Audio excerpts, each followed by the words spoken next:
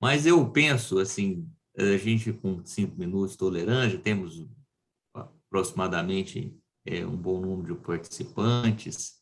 Para sermos rigorosos aí no horário, a professora Maísa já está ingressando entre nós também. Nós temos a felicidade de, nesse formato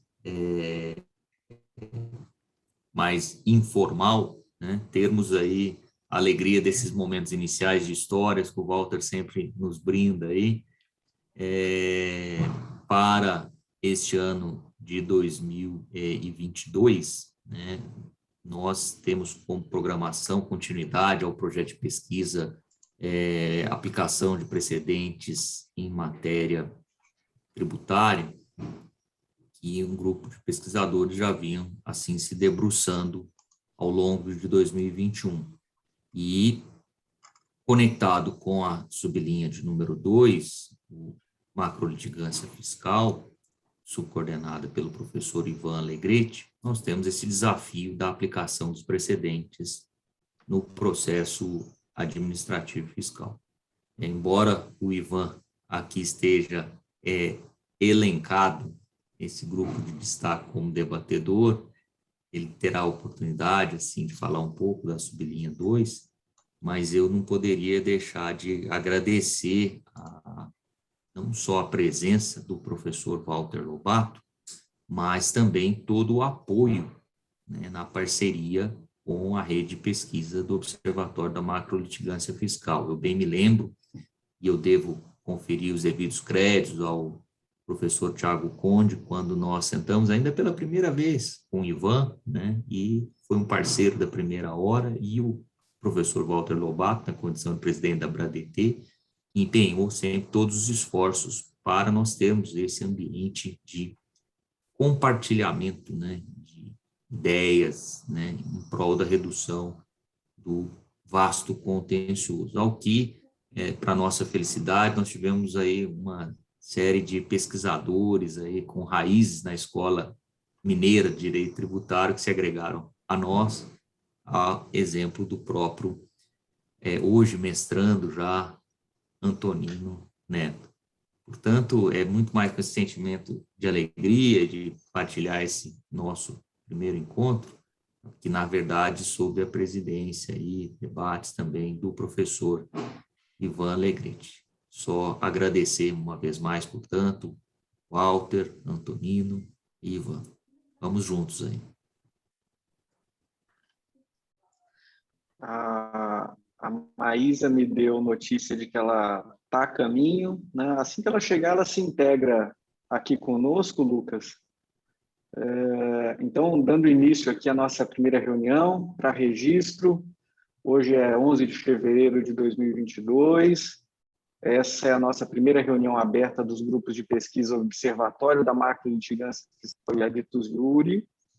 Nós somos um grupo de pesquisa vinculados ao Instituto Brasileiro de Ensino e Desenvolvimento de Pesquisa, o IDP, e essas atividades de pesquisa são desenvolvidas em parceria com o Programa de Pós-Graduação da Federal do Goiás, PPG-DP, o Grupo de Pesquisas Avançado em Direito Tributário da PUC do Rio Grande do Sul, o GETAX, nosso querido professor Paulo Calhendo, e pela Associação Brasileira de Direito Tributário, a ABRADET, né, que temos hoje a pessoa do seu presidente, o professor Walter Lobato, que será o nosso palestrante convidado para a reunião de hoje. O professor Lucas Bevilacqua é um dos coordenadores do Observatório da Macrolitigância Fiscal, que também é coordenado pelas professoras Cristiane Coelho, Janete Ricken, e também pelos professores Paulo Mendes e Rafael Fonseca.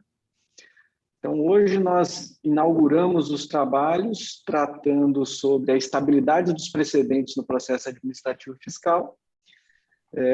Todos são convidados a participar, né? As perguntas eu peço que sejam encaminhadas por escrito, por meio do chat, para que sejam selecionadas e ordenadas pelo nosso mediador.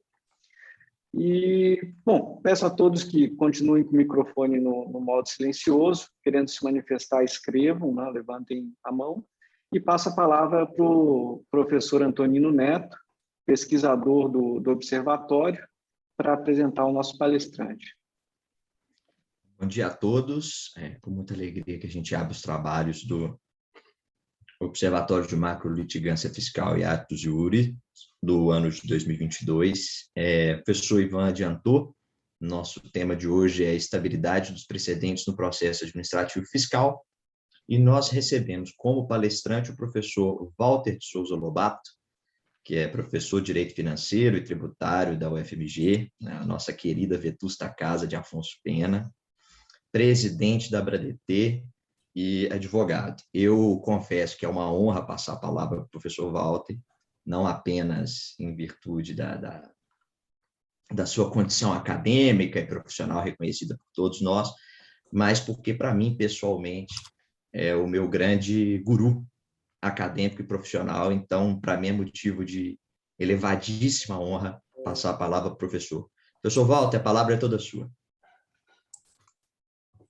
Obrigado, meu querido ex-aluno, membro do PPGD do UFMG e amigo Antonino, né, um menino de um grande talento. Quero agradecer muito a apresentação, agradecer ao professor Lucas e ao professor Ivan pelo convite. Eu não tenho dúvida em afirmar que a parceria que a Abradt fez com o IDP é talvez um dos maiores marcos da história da Abradt e uma das maiores orgulhos que eu tenho como presidente. Foi, de fato, algo que impactou muito os nossos trabalhos, seja pelo tamanho que o IDP é, seja pela seriedade que vocês conduzem os trabalhos aí, né? Basta ver o número de mineiros que a gente exportou para o IDP, que estão aqui presentes, que me dão muita alegria de estar encampando esse trabalho. Nós aqui em Minas exportamos mineiros também para vários locais, inclusive para o IDP. Cumprimentar todos os presentes aí, muitos queridos amigos, o André, o Pedro, a Ana Carolina e tantos outros. É um prazer enorme estar aqui com vocês, especialmente sendo convidado para abrir os trabalhos do ano e sobre um tema que tem me interessado brutalmente. É muito interessante que esse tema, processo, é algo que sempre me despertou muito interesse, desde a época de faculdade, pouquíssimo tempo atrás. E a parte de precedente sempre me chamou a atenção, quer dizer, essa atuação das nossas cortes superiores e o tamanho do nosso contencioso. Eu sempre, além de professor, eu sempre fui um advogado de contencioso, né? Isso sempre me chamou muita atenção.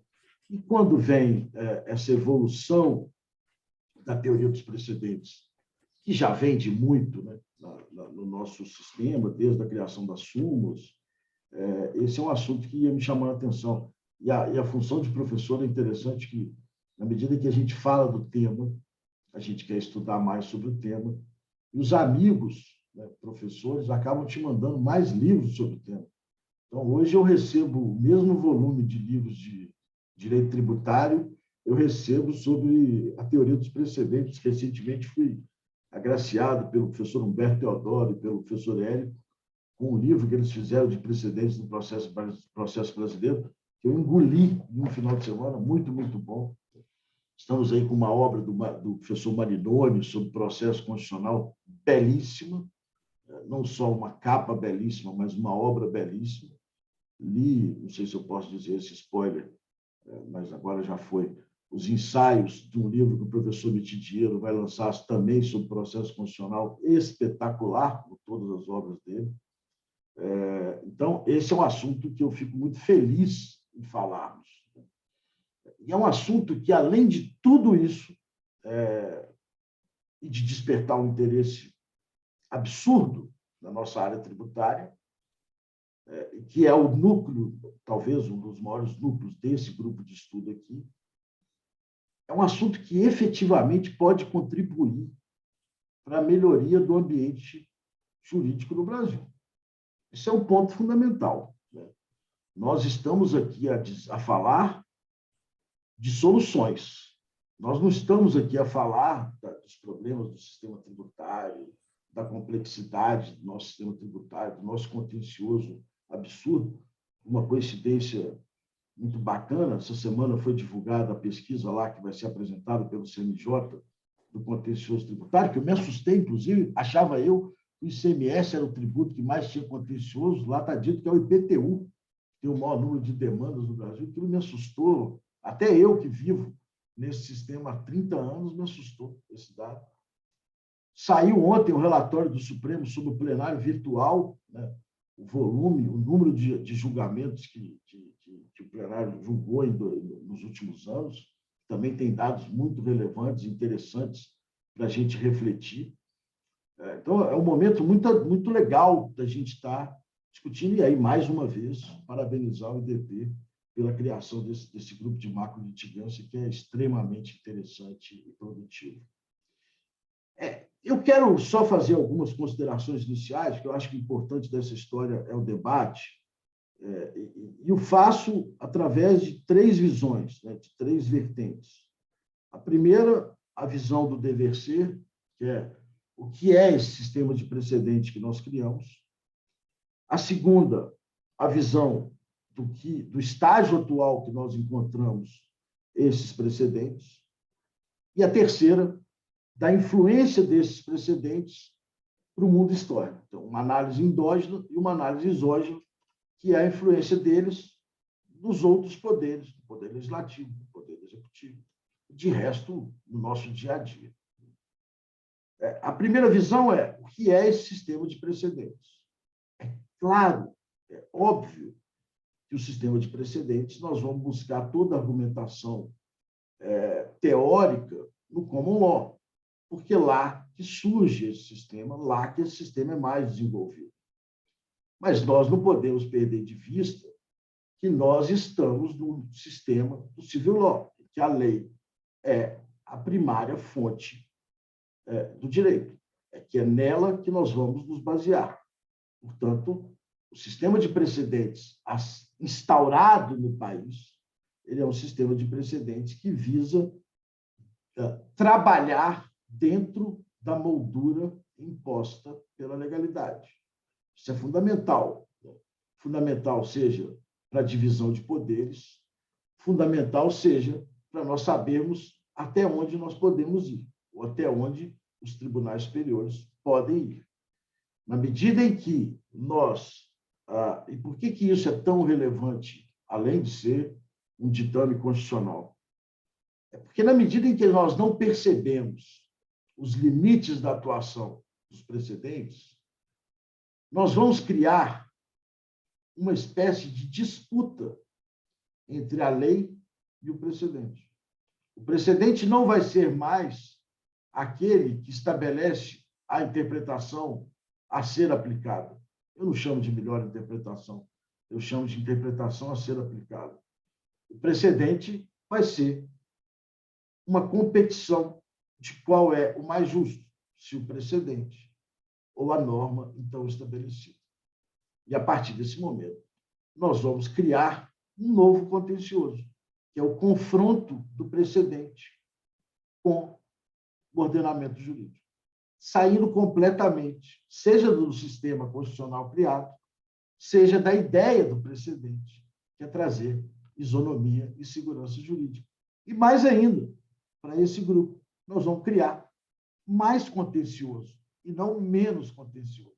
Percebam que essa diferença introdutória sutil pode tornar o sistema menos contencioso, estabelecendo aí os seus objetivos, ou mais contencioso. E parece algo abstrato ou algo que ainda um risco não existente, mas hoje ele é existente. Quantas e quantas vezes nós nos deparamos com decisões dos tribunais superiores que a gente diz: mas esse precedente vai criar mais discussões.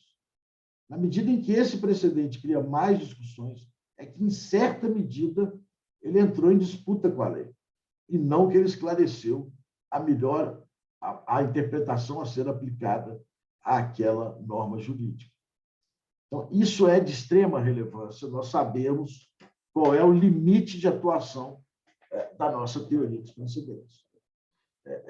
E eu falo isso citando um exemplo de uma palestra que eu dei ontem, na verdade, um debate que eu participei ontem, sobre o famoso DIFAL, em que se discute lá é que um precedente estabelecido pelo Supremo, não por culpa do Poder Judiciário, que por muitas vezes leva uma culpa indevida, mas por um atraso na sanção da lei complementar, gerou um novo contencioso no país, ou seja, aquilo que era para ser pacificado através de um precedente, gerou um novo contencioso.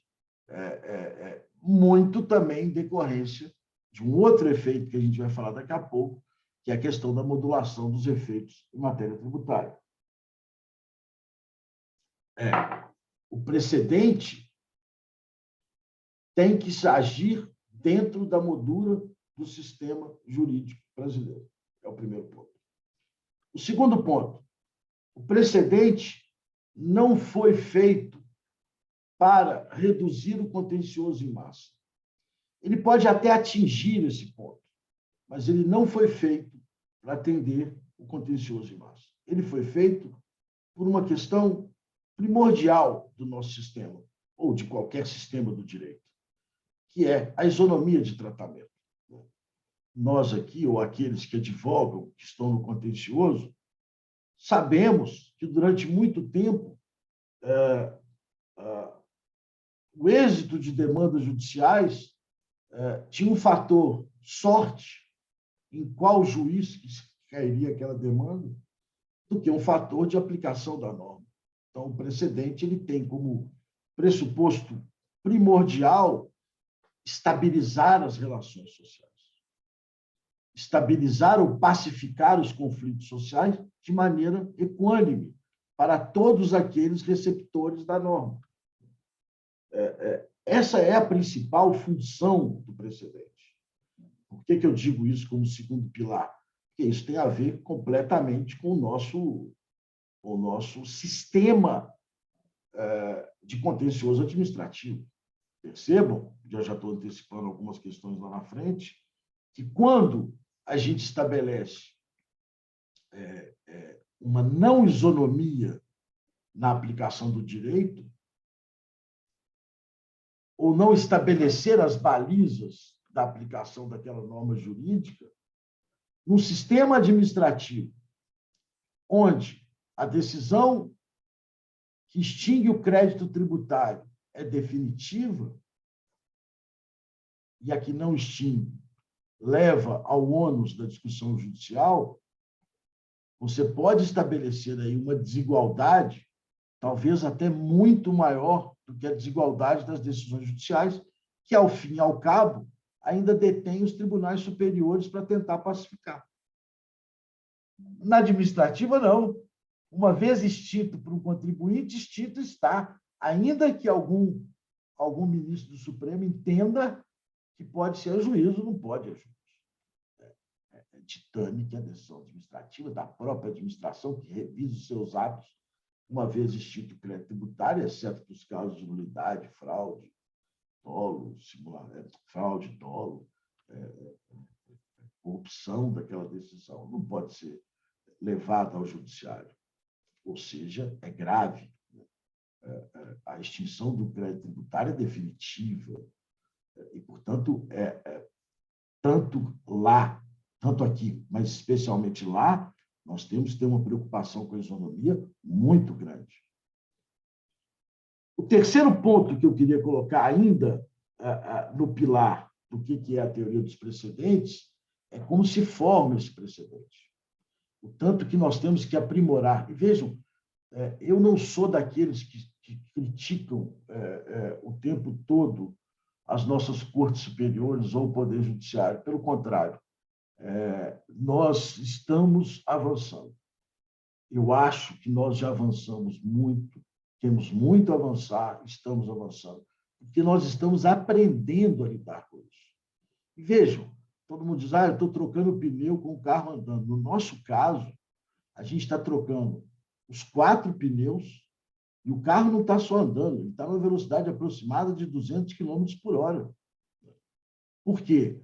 Porque o Poder Judiciário está sendo levado a tomar decisões na era dos precedentes que envolvem um contencioso, com perdão da redundância, sem precedentes no mundo, com um volume de contencioso sem precedentes, com valores envolvidos sem precedentes, que mexem nos orçamentos públicos de maneira brutal, em um país quebrado do ponto de vista fiscal. Então, vejam o tamanho do problema. Nós não estamos aqui conversando sobre uma determinada interpretação que nós, num júri simulado, na faculdade, iremos resolver e sairemos dali na certeza absoluta que tomamos a melhor interpretação.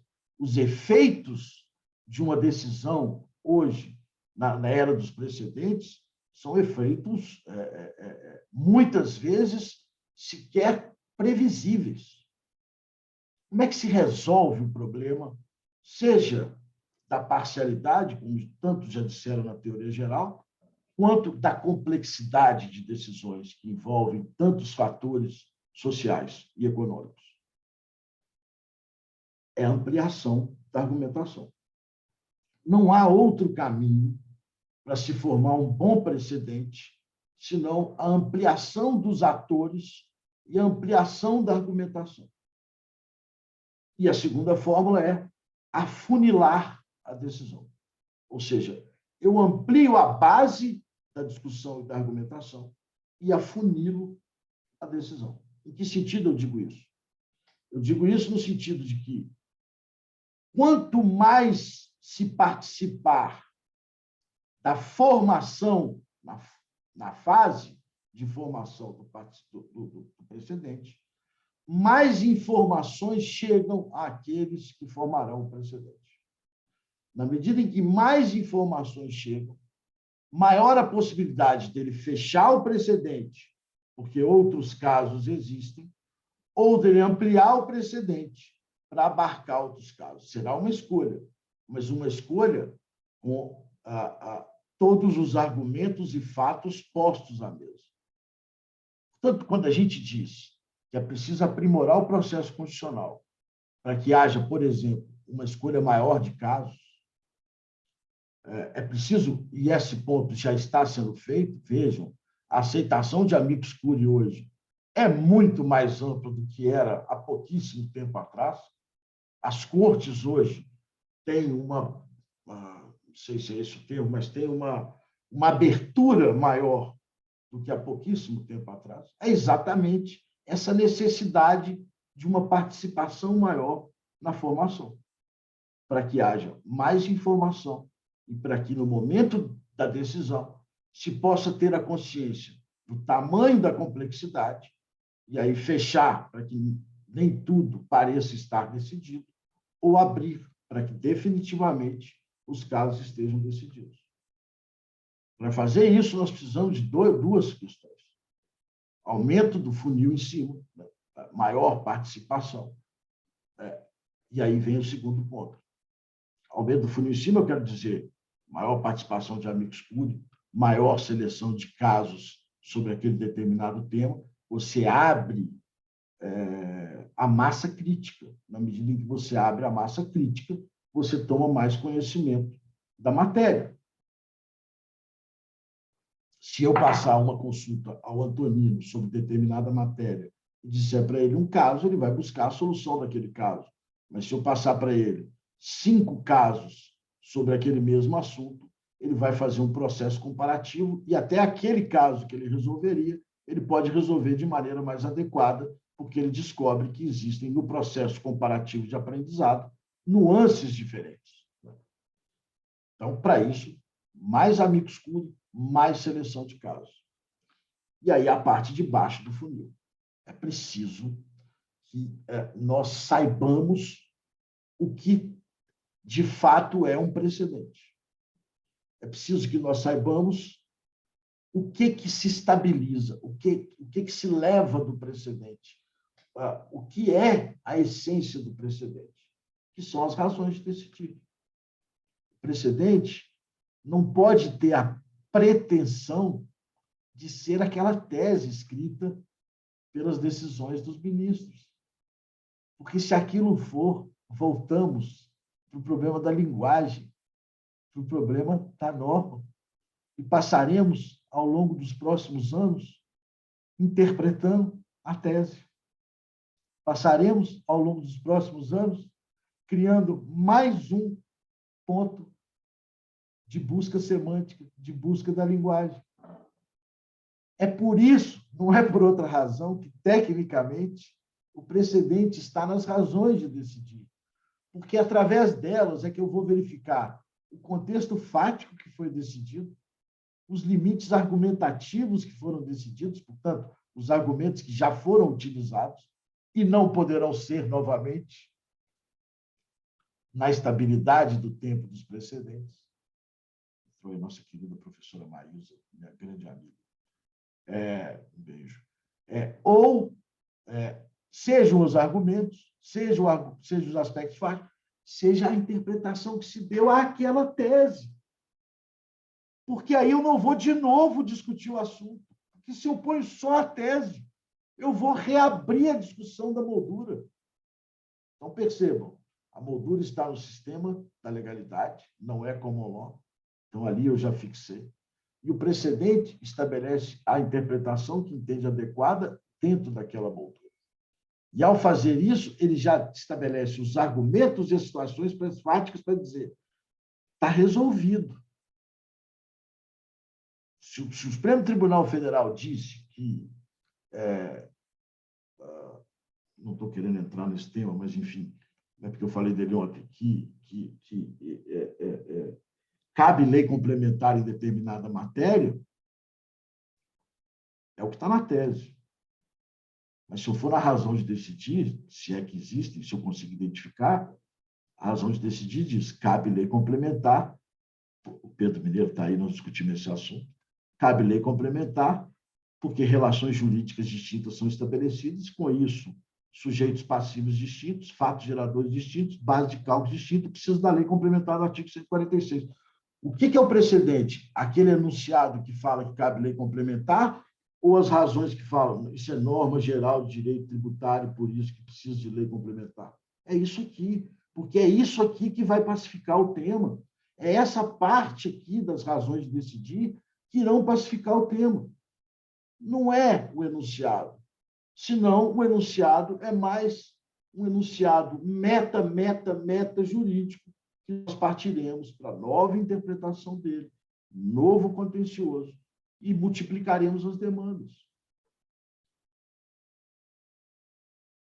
Para isso, eu me lembro, é muito curioso, porque lá já era assim, né? Imagine no ambiente virtual, eu me lembro do genial ministro Sepúlveda Pertence, que dizia, não sou eu, quem sou eu para dizer isso, mas que dizia que o Supremo Tribunal Federal eram 11 ilhas.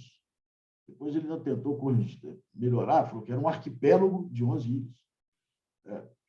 Não lembro quando, mas tem bastante tempo. Provavelmente ninguém aqui estava lá, mas eu, felizmente ou infelizmente, estava.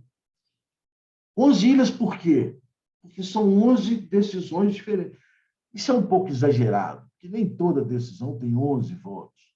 É só um modo de dizer. Mas, em tese, eu posso ter 11 decisões diferentes. Eu posso ter 11 razões de decidir diferentes. E aí a tese, ainda que aprovada, perde a sua sustentação de pacificação, de aplicação isonômica, porque eu não vou ter as razões de decidir. E, portanto, eu vou poder interpretar aquele enunciado de 11 maneiras diferentes. Percebam a importância das razões de decidir. Isso não é simplesmente uma teoria do processo. É a essência do precedente. É ali que eu vou estabelecer a pacificação. Isso tem um lado de aprendizado, que nós vamos aprender, não tenho a menor dúvida, mas tem um lado também de enaltecer, né, a transparência das nossas cortes superiores, a democracia das nossas cortes superiores. E a gente sofre com a construção democrática. Ela é um único caminho, mas é um caminho que nós precisamos insistir nele.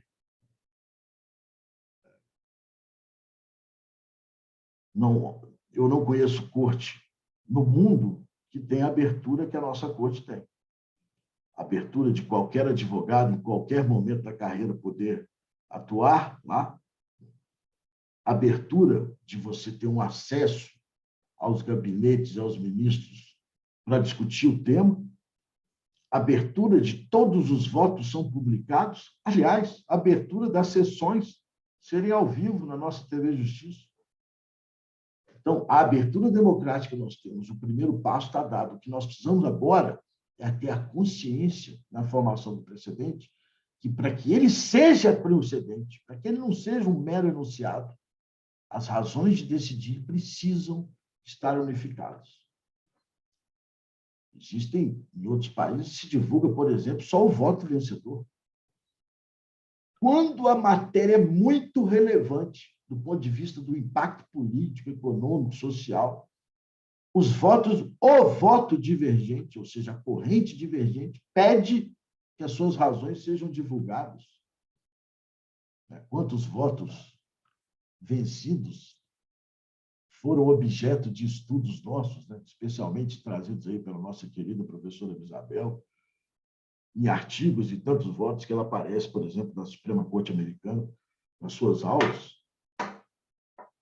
Então, esse é a primeira parte das reflexões que eu quero trazer. Ou seja, não vamos conseguir discutir nada no exógeno, na aplicação dos precedentes para além dos tribunais, se nós não fizermos o nosso dever de casa de aprimoramento. Volto a dizer, acho que estamos no caminho. Vejo uma melhoria muito grande nessa matéria. E, por fim, para concluir a parte do que deve ser, na minha visão, o precedente deve ser estável. Lembro de uma brilhante assessora de um ministro do Supremo, que uma vez, num debate comigo e com o professor Tiago Conde, que também pertence a esse grupo, virou para a gente, num desabafo, e disse: mas vocês, advogados, precisam saber que uma hora tem que parar de recorrer. E nós ficamos muito chegados dizendo, nós demos razão a ela. Apesar de ser a função nossa, isso, atrás disso tem uma verdade muito absoluta, que é: o precedente só vai funcionar se ele for estável.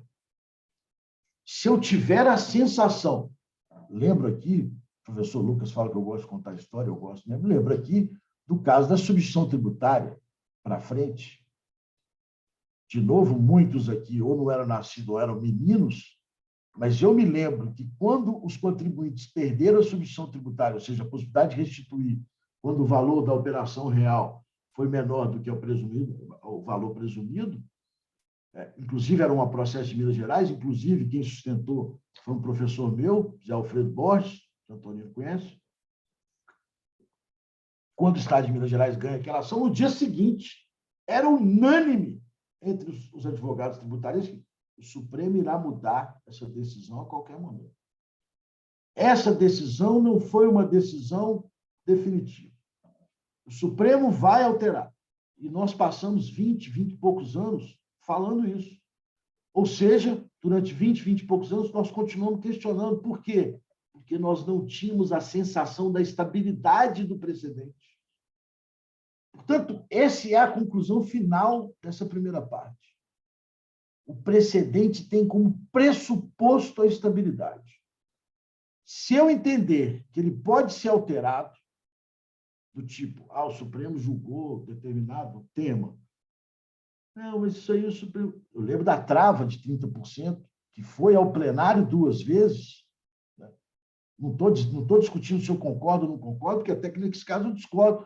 Mas ela teve que ir ao plenário 2 vezes, porque havia um argumento de capacidade contributiva que ele volta a ser discutido.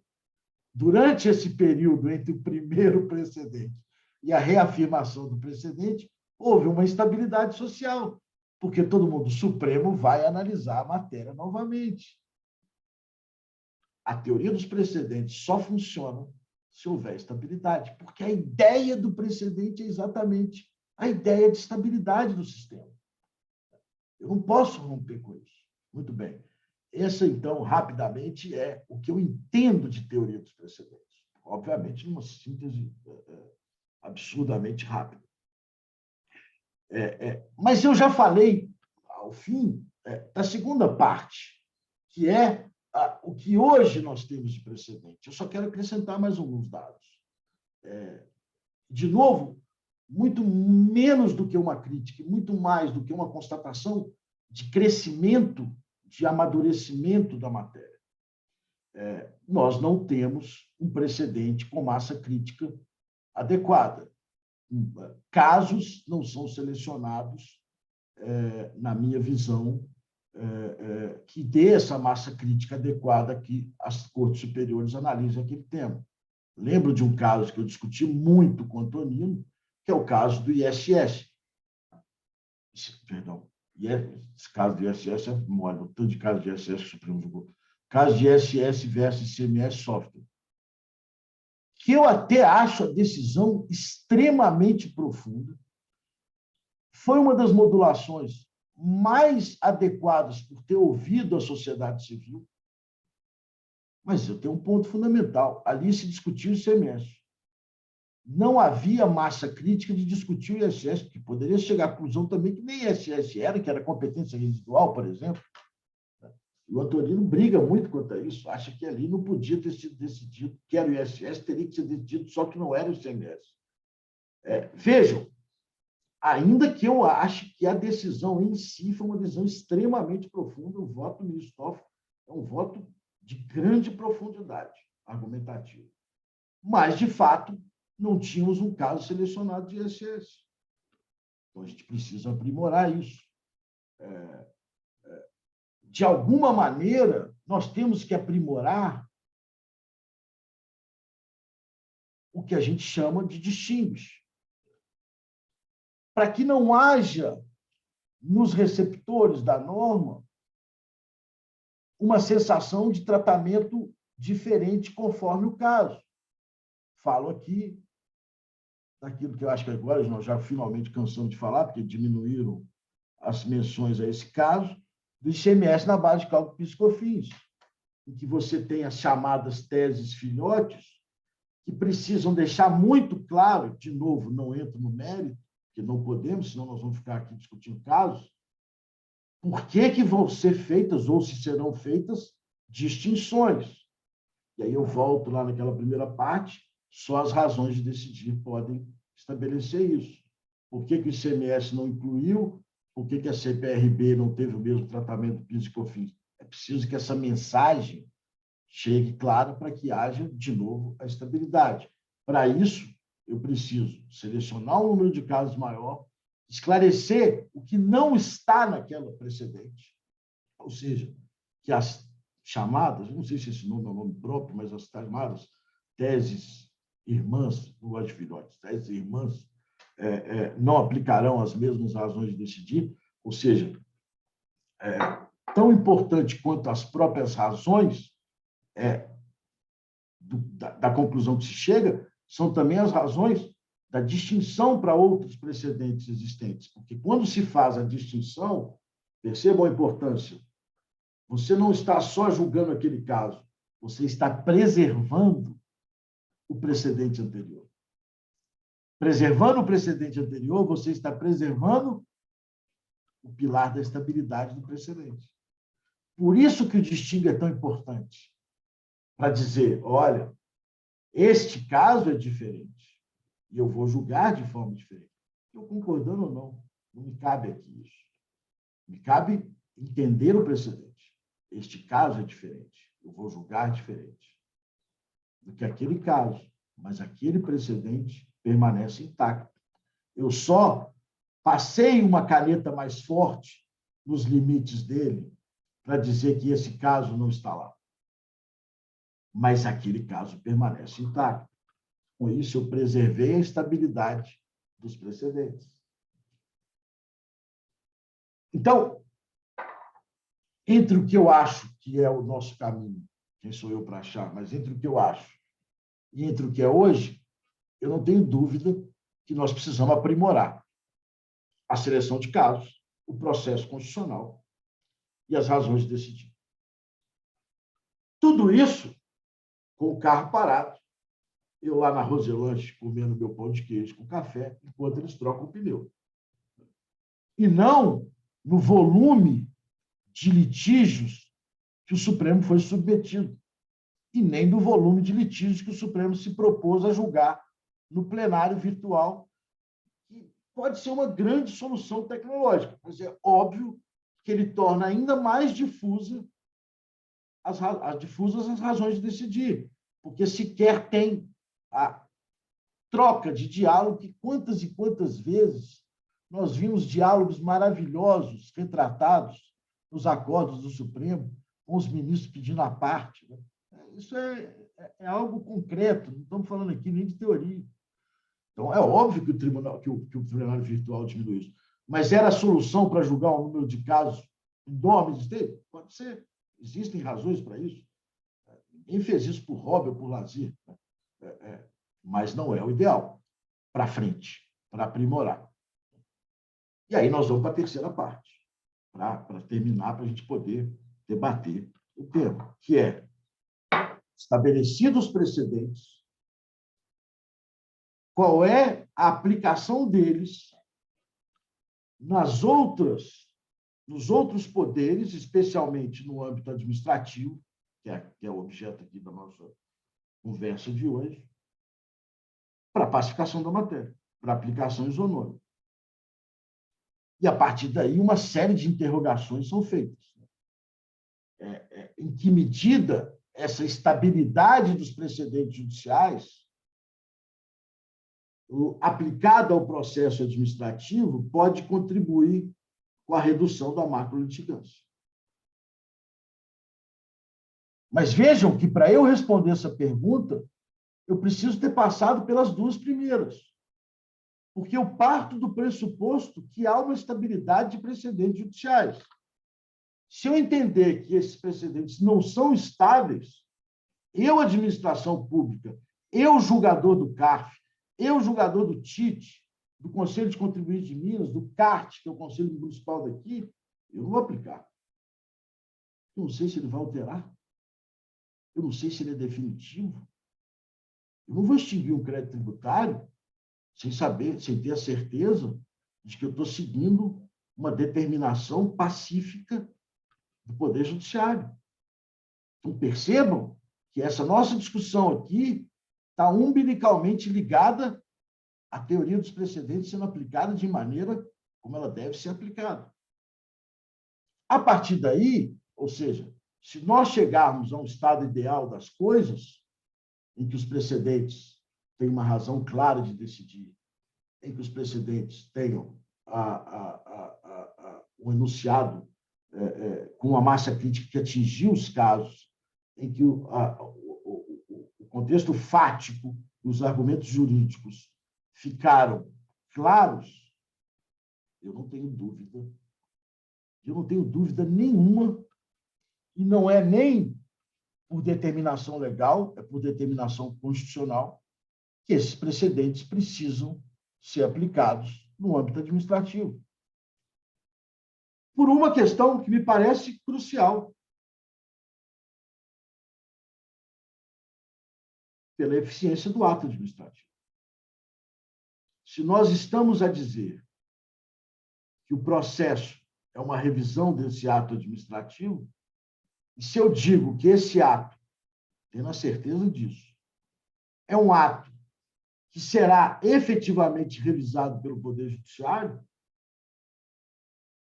eu, ao deixar passar este ato, ou a possibilidade de revisar esse ato, perdão, eu estou causando um gasto desnecessário ao poder público.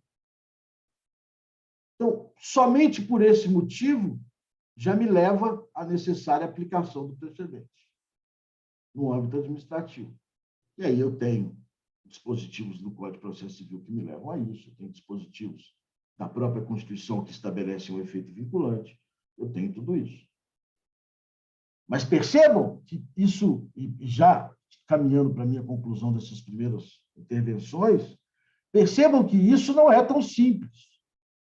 Não é dizer, doutora Maísa, olha, leia o tema X e aplique, e, portanto, a sua decisão no CARF vai ter 3 linhas. Aplica ao caso o tema X. Dou provimento, ou nego provimento ao recurso. Pô, não é isso. Se fosse isso, estava fácil. Se fosse isso, nós não estávamos nem aqui discutindo com tanta gente brilhante. É que o exercício da aplicação do precedente é também um exercício argumentativo. Porque eu preciso, voltando à primeira parte para concluir, estabelecer se o contexto fático é o mesmo, que pode não ser. E, se não for, não pode aplicar o precedente. Estabelecer se as razões de decidir são as mesmas, porque o contribuinte pode, de alguma forma, naquele caso concreto, ou o fisco, perdão, ter outros argumentos jurídicos, outro contexto jurídico. E a partir daí é que eu vou verificar. Percebam? Quando eu constato que o precedente não é um enunciado, não é um tema, a partir daí que eu vou fazer todo o exercício para dizer: esse assunto, o Supremo Tribunal Federal já disse qual é a solução a ser dada. E é meu dever, a bem da isonomia, não dar outra solução, porque senão estarei prejudicando os outros ou prejudicando este que receberá essa decisão. Mas isso não é uma fórmula matemática, é um exercício quase que de subsunção. Eu falo quase para não misturar a lei ao precedente, mas é um exercício de subsunção, em que eu vou descobrir, só que uma subsunção já trabalhada, não mais na moldura, mas na escolha já feita. E aí, quando eu enquadrar os aspectos fáticos e os fundamentos jurídicos, aplico o precedente. Esse exercício de argumentação ou de enquadramento do precedente, que muitas vezes eu sinto falta nos tribunais administrativos. Sinto falta porque eles não estão fazendo, ou porque não têm capacidade de fazer, ou porque o precedente não é um precedente. Ainda não é um precedente. Esse é o nosso desafio. A partir daí, nós vamos ter mecanismos para aplicar isso também no contencioso administrativo, que, sem dúvida nenhuma, tem que ser reduzido. Não há possibilidade desse país. Eu sempre falo, quando vamos falar de reforma tributária, eu falo que a gente tem uma reforma do contencioso administrativo e judicial que é muito mais difícil e talvez seja muito mais produtiva do país. Que não há possibilidade desse país desenvolver, crescer, ter investimento com aquilo que a gente se acostumou, mas que o investidor não se acostuma, que é o nosso contencioso. É inviável, porque o investidor, e aqui eu saio do direito só para fazer a última observação, ele tem uma planilha na frente dele. Ele tem quanto ele investe e qual é a taxa de retorno. É óbvio que ele tem uma variação nessa taxa de retorno, mas ele consegue calcular até a variação. E aí ele pode ter uma taxa de retorno mínima ou macro, e vai escolher se ele quer investir ou não. Agora, quando ele não sabe a taxa de retorno, ele não investe. E no Brasil, não sei. Eu não sei porque pode ser que o crédito garantido numa lei complementar, tenham 7 leis complementares adiante, pode ser que eu tenha uma fiscalização que determine uma autuação que vai inviabilizar aquela empresa, pode ser que eu tenha interpretações diferentes, né? Basta ver, nós aqui que sofremos na consultoria tributária, quantas vezes a gente diz ao cliente, em tese, esse é o entendimento, que pode ser que não seja. Então, é fundamental que nós tenhamos em mente que a teoria dos precedentes não é um problema, ela pode ser a solução da redução desse nosso contencioso, que, como eu disse, para mim, hoje é uma das principais barreiras de desenvolvimento do país. Só essas as considerações, querido Antonino, para que a gente possa debater e ouvir meus queridos professores Ivan e Maísa. Professor Walter, agradeço a brilhante palestra que foi proferida, à altura dos inícios do trabalho do grupo nesse ano de 2022, belíssima aula. E passo desde já, porque também ansioso para ouvir os comentários da nossa primeira debatedora, a estimada professora e queridíssima amiga Maísa de Sá Piton do Deline. A professora Maísa é doutora e mestre pela USP e professora do corpo permanente deste IDP, do corpo de mestrado, e também é conselheira do CARF. Professora Maísa, a senhora tem a palavra. Gente, bom dia. Para mim é uma alegria enorme estar aqui hoje ao lado dos meus amigos. Walter, sempre excelente. Parabéns pela exposição, foi muito bom. O Lohai, Lucas, Bevilacqua, Ivan, que saudade que eu estou de vocês. Que delícia de ver aqui essas carinhas. Estou com muita saudade, muito bom vê-los. E o pessoal que está aí nos acompanhando, Pedro Mineiro, e você, Antonino, fico muito feliz de pelo menos te ver online, né? Então, para mim, eu estou aqui ao lado de amigos, e o meu objetivo aqui, Walter, é levantar, porque como a gente está num grupo de estudos, eu quero levantar polêmicas. Então, tudo que você falou, eu concordo completamente, mas a gente tem considerações, eu sinto um a mais do que a gente precisa de desenvolver. Então, primeira questão, eu queria dividir a minha fala aqui em duas questões. Primeiro, é que a gente tem dois debates que a gente poderia travar. Um, da aplicação de um precedente judicial, entendendo ali o STF, o STJ, dentro do processo administrativo, e o outro é a eventual existência de precedentes administrativos. Para mim, são questões diferentes, mas que está tudo interligado na questão que o Walter muito bem colocou, que é a questão da ratio decidente, das razões de decidir. Razão de decidir, gente, é uma questão que é importante para qualquer decisão individual ou precedente. Porque a gente fica preocupado, e aí eu já faço a propaganda, né, Lucas? Que o Lucas, o Tiago estão fazendo um livro, organizaram um livro, e eu acabei tratando dessa questão sobre precedentes. Eu estou organizando um livro sobre precedentes. Você fez propaganda, Lucas? Ainda não tem, né? Mas como está organizando sobre isso? É a relevância da decisão individual, tanto administrativa quanto judicial, e como essa decisão e as razões de decidir dela vão orientar as condutas.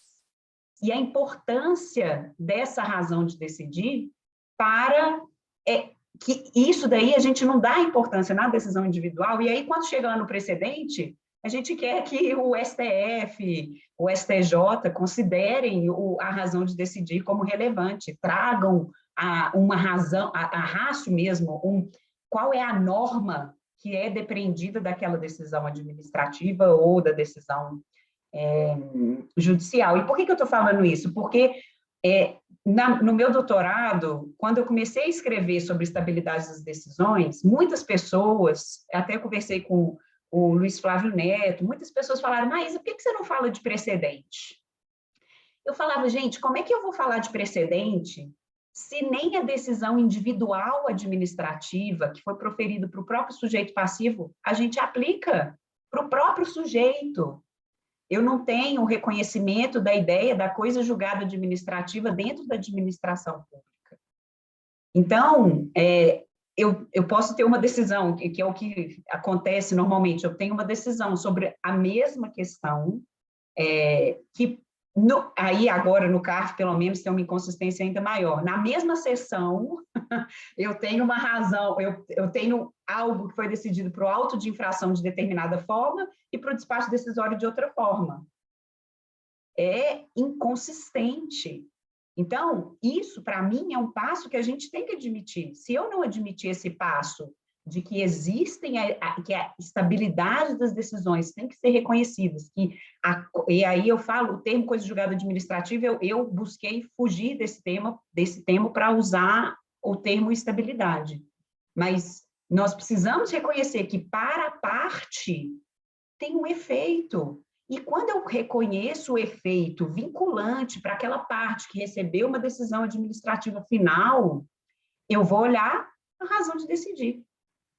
Então, eu vou ter que olhar o que é que vinculou a questão que o Walter muito bem colocou, os fatos que formaram aquela decisão, quais foram as razões de direito que formaram aquela decisão, o que foi veiculado naquela decisão e de que forma aquilo ali vai poder orientar o sujeito não apenas para os processos administrativos dele que estão em curso, que deveria aplicar automaticamente pelo artigo 45 do Decreto 7235, mas para a vida. E aí, essa estabilidade, Walter, é uma busca, né? Eu acho que foi ótimo que você usou o termo estabilidade várias vezes para falar do precedente, que é uma questão que, na decisão administrativa, nem para a decisão individual a gente está tendo esse reconhecimento. E eu vou continuar lutando por ela até o quanto eu puder lutar por ela, para que a gente busque não apenas a estabilidade macro, mas que essa estabilidade macro ela vai surgir a partir das estabilidades micros, a partir da gente considerar cada decisão proferida no processo administrativo, cada orientação que foi dada. Ainda dentro da ideia de precedente administrativo, as dúvidas que me surgem por exemplo, se a súmula poderia ser admitida como precedente. Uma ideia, porque a gente aqui no Brasil gosta muito de norma como se fosse lei, né? Então, o judiciário, né? O órgão judicante, trazendo uma súmula, se aquilo ali a gente pode reconhecer como um precedente administrativo, dentro da ideia de precedente que eu acho que a gente tem que aprender com os Estados Unidos, nós temos que aprender com o Common Law, mas a gente tem que trazer as questões relevantes para o nosso sistema. Então, eu gosto muito de fazer direito comparado em matéria de precedente com a Itália, por exemplo, porque eles têm um histórico muito parecido com o nosso, e lá, o que eles foram desenvolvendo para tratar de precedente? A importância da ratio em toda decisão. Então, eles trazem um raciocínio de ratio decidente, buscam desenvolver, olha, o que é opter dicto, o que realmente é ratio, o que realmente vinculou nessa decisão, para depois eles começarem, é óbvio que o nosso sistema está trazendo uma ideia de precedente diferente, porque a gente está tendo norma editada pelo STF, STJ, a partir dos precedentes repetitivos. Então, a súmula, por exemplo, súmula do CARF, ela consagra esse ideal de estabilidade, ela busca consagrar? Busca. Mas a forma de formação dessa súmula, como se essa súmula vai ser aprovada, para mim, essas súmulas, elas não estão consagrando a ideia do precedente, porque a gente tem uma nova votação, como se fosse do plenário do CARF, e não considerando decisões que já foram proferidas em sentido... Então, tiveram várias decisões da minha turma que eram em sentido completamente oposto de súmulas do CARF, que aí eu tive que adequar para colocar de acordo com as posições. Então, essa questão do precedente administrativo, ressalto, é muito importante que a gente dê esse passo. Óbvio que eu estou fazendo um merchan, né? Até porque o Ivan colocou o livro como uma das questões para ler, né? Um dos livros para serem lidos. Mas, realmente, gente, a gente tem que reconhecer que nós estamos diante de um sistema caótico, porque eu tenho o contencioso, que é o que o Walter colocou, eu tenho um excesso de contencioso porque eu tenho que ficar discutindo a mesma coisa 300 milhões de vezes para a mesma pessoa jurídica. Isso, eu até conversei com uma professora de processo civil na época do doutorado, ela falou assim, nossa, mas é assim? Eu falo, é assim. Porque eu tenho a empresa fazendo sustentação oral 400 vezes sobre o mesmo tema. Então, um caso que é muito comum lá na minha turma, que é de refrigerante, não só da minha turma, né? Tem vários ali no CARF, na terceira sessão, é a questão de IPI, refrigerante, Zona Franca de Manaus, etc. Gente, os advogados vão falar exatamente a mesma coisa em todas as sustentações orais. A PGFN vai falar a mesma coisa em todas as sustentações orais e são as mesmas partes. Quando eu vejo a parte, eu falo, tá, é discussão de refrigerante. Olha que absurdo. Então, esse excesso de contencioso, para mim, é algo que a gente precisa se preocupar e que vem na origem, né? Não é uma questão, a gente preocupa muito com precedente quando vai falar lá no STF, STJ, mas a gente tem que dar passos para trás. a gente tem que se preocupar com o que a razão mesmo, porque acaba que a argumentação jurídica que o fiscal utiliza no auto de infração é a argumentação jurídica que vai delinear todo o contencioso administrativo e depois o judicial. Ah, então a PGFN, mas você está falando que a PGFN não cria tese? Gente, basicamente, não é a PGFN que cria tese. Fiscais da Receita Federal criaram, ou nas receitas estaduais. E aí o Lucas vai falar, né? A Procuradoria do Estado, ele, óbvio, eventualmente, quando a gente está tratando de ações ordinárias, eles vão criar, eventualmente, teses, mas, normalmente, ele está respaldando o que o auto de infração falou, o que veio. Então, a gente tem que olhar a argumentação jurídica que vem lá do auto, porque é ela que vai orientar o contencioso, o que é que nós temos de discussão, tanto auto quanto o despacho decisório, né? Então, realmente, tudo que o Walter falou é muito relevante, a gente tem que buscar estabilidade, a gente tem que buscar que realmente nós tenhamos a importância da decisão, o que consta dessa decisão, a argumentação, o desenvolvimento, o que foi traçado, e não simplesmente, gente, o resultado.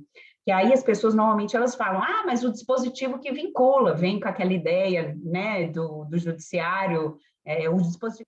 Gente, o dispositivo, ele vincula, mas ele tem a razão jurídica. E agora o CPC de 2015, ele traz essa importância do motivo e o que foi desenvolvido na motivação, tanto quando ele vai falar em súmula, quanto ele vai falar em coisa julgada, na parte judicial. Então, vão parar de ficar falando que o dispositivo que importa, porque não é só o dispositivo que importa. A razão jurídica, o que foi desenvolvido e a norma que é depreendida da decisão é importante. Isso tudo vem, né, de uma aproximação, que eu entendo que teve uma aproximação entre common law e civil law, a gente tem buscado essa aproximação, e essa aproximação é decorrente disso, de que o judiciário e os órgãos judicantes, e aí eu incluo a administração pública, eles têm ganhado uma maior relevância.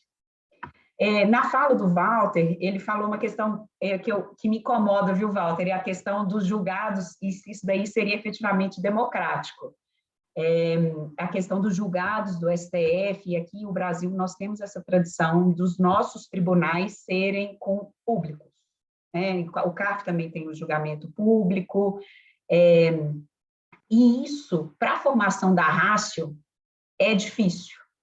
A gente tem uma dificuldade enorme de tentar identificar a ratio, porque cada ministro acaba tentando falar o posicionamento dele sobre a questão. E aí a gente não consegue identificar, bom, e aí o que prevaleceu quando a gente está falando do STF? STJ também. No CARF é a mesma coisa, às vezes a gente tem 3 declarações de voto no mesmo acórdão, e o que me preocupa muito é a relevância dada ao julgador e não ao órgão, porque assim, o órgão ele é perene, e o julgador ele vai sair, ele não vai ficar para sempre, mesmo no STF, né, gente? A gente vê aí, o Marco Aurélio saiu. Então, até eu estava dando uma aula de ISS ontem, eu até falei, porque o ministro Marco Aurélio, ele defende a teoria dos conceitos. Falei, não, ele defendia. Então, a gente tem essa progressão, e tem essa progressão dessa diferença do que é o julgador em relação ao que é o órgão. Então, a gente tem que se preocupar muito na estabilidade dada pelo órgão, a razão de decidir dada pelo órgão, a decisão dada pelo órgão. Eu pouco quero saber, infelizmente, Lucas, eu não quero saber o que você pensa sobre a questão. É maravilhoso, você pode pensar igual eu. Mas o entendimento que vai prevalecer é o que os ministros, e aí o Lucas eu falo porque o Lucas, ele auxilia o ministro, né? Então, o entendimento do Lucas pode eventualmente influenciar um ministro, mas não tem problema. O que importa, efetivamente, é o colegiado. E isso, pelo menos pela minha experiência no CARF, é a coisa mais linda, colegiado, gente. Colegiado é muito legal, realmente, esse debate, essa troca de experiência. Cada um tem um foco diferente da origem, de onde ele veio, por que ele tem a experiência, etc. Mas essa experiência colegiada, eu, particularmente, fico na dúvida se a gente precisa de necessariamente televisionar, deixar isso público. Porque o que me preocupa? Num excesso de politização dos órgãos. Porque aí o que me preocupa? Eu me preocupo no que o entendimento da ministra Regina Helena Costa. Eu me preocupo no entendimento de cada ministro, e não do STJ, do STF. Então, quando a gente está falando em razão de decidir, é uma questão que, quando a gente vê lá fora, eles não se preocupam com isso. Até porque lá eles ficam, opa, mudou o julgador tal, e aí a gente pode ser que eles vão eventualmente mudar. A gente não sabe, o que importa é a posição da corte. E isso é uma questão que a gente precisa de avaliar no direito comparado, né? Quando a gente vai trazer razões de precedente, de common law para cá, a gente precisa de avaliar, olha, o nosso sistema é muito diferente. A gente tem essa publicidade. E eu nem sei quanto tempo que eu tenho, gente. Eu estou empolgada aqui, eu posso falar a vida inteira, o Walter sabe muito bem disso, a pessoa que mais fala na vida sou eu. Mas eu acho que a gente precisa muito de preocupar. E aí, então, fica essa minha dúvida, né? Esses questionamentos que eu trago para vocês. Se o precedente seria apenas judicial, se a gente poderia falar no precedente administrativo. Se a decisão individual é tão diferente assim de um precedente, principalmente aqui no Brasil, que a gente está trazendo casos concretos que são resolvidos em repercussão geral ou recurso repetitivo. Eu não estou falando aqui de vários casos, eu estou tratando de um caso concreto. Então, ali tem uma decisão individual que foi proferida para uma parte, só que aquela decisão vai ter efeitos para outros, né? As súmulas, para que a gente avalie essa questão das súmulas, pode ser precedente, se não é precedente, ainda que ela reconheça a estabilidade. E a questão, então, nesse ponto de precedente é isso. E aí, só para fechar, né, que eu não sei, Ivan, você vai falar, né, eu não sei quanto tempo que eu tenho, de qualquer forma, eu vou falando aqui de novo, a gente vai debatendo, né? Mas a outra questão é da aplicação dos precedentes dentro da seara administrativa. E isso o CARF fez muito bem de colocar no regimento, né? É uma questão que não tem em outros tribunais administrativos, mas que é excelente porque admite que aplica-se o precedente judicial ao caso concreto. O que é a minha crítica? Por muitas vezes, essa aplicação não considera o que o Walter muito bem colocou. A gente tem que olhar os fatos. Às vezes, não. A gente olha a discussão de direito e já aplica direto, considerando aquela discussão de direito, a forma como tem que ser aplicado. E aí, o que tem acontecido? Vai para a instância, para a autoridade fiscal de origem, e a autoridade fiscal de origem que vai liquidar aquela decisão. E quando ele faz essa liquidação, eu, particularmente, ainda não vi muitas discussões depois disso. Se, eventualmente, pode ter alguma perspectiva fática que vai dar um probleminha na parte de liquidação. E aí, como que o contribuinte vai debater, vai discutir? Ele vai ficar discutindo com o fiscal? Vai ter que tentar entrar com embargo de declaração, mas não cabe mais embargo de declaração, porque não é embargo de declaração, é perspectiva fática. Então, vai ter um novo auto, ou despacho decisório, ou como que vai ser isso, né? Então, a aplicação do precedente, eu vejo, pelo menos pela experiência no CARF, que isso daí é uma questão muito boa, a gente tem que respeitar, porque não adianta nada eu manter um auto de infração na seara administrativa, depois vai no judiciário, custos para a procuradoria, é um custo Brasil desnecessário. Mas o que nós precisamos nos atentar é se eventualmente tem alguma peculiaridade fática, e aí os julgadores que têm que analisar isso no caso, e eu acho que tem que ser feito isso caso a caso, né? Mas eventualmente, se já cai pela discussão de direito, excelente, vai para a seara de... Então, eu falo isso, por exemplo, nas discussões de ICMS na base de cálculo do PIS e da COFINS. Essas discussões, normalmente, aplicam o precedente, e se foi auto de infração, tá ótimo, auto de infração, cancela o auto. Agora, se é despacho decisório, vai para a instância de origem para ele avaliar a validade do crédito, considerando o que foi reconhecido de direito.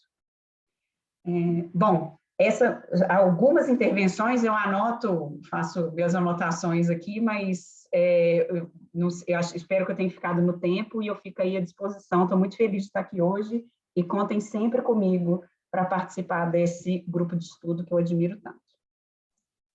Professora Maísa, agradecemos as questões. Façamos o seguinte, eu passarei para o professor Ivan, e aí em seguida nós retornamos ao professor Walter, para que ele possa responder a tanto as questões da professora suscitadas pela professora Maísa, quanto as questões a serem suscitadas pelo professor Ivan. Então, o professor Ivan Alegrete é pesquisador do Observatório, professor do IDP, doutorando e mestre pela USP, e também já foi conselheiro do CARF.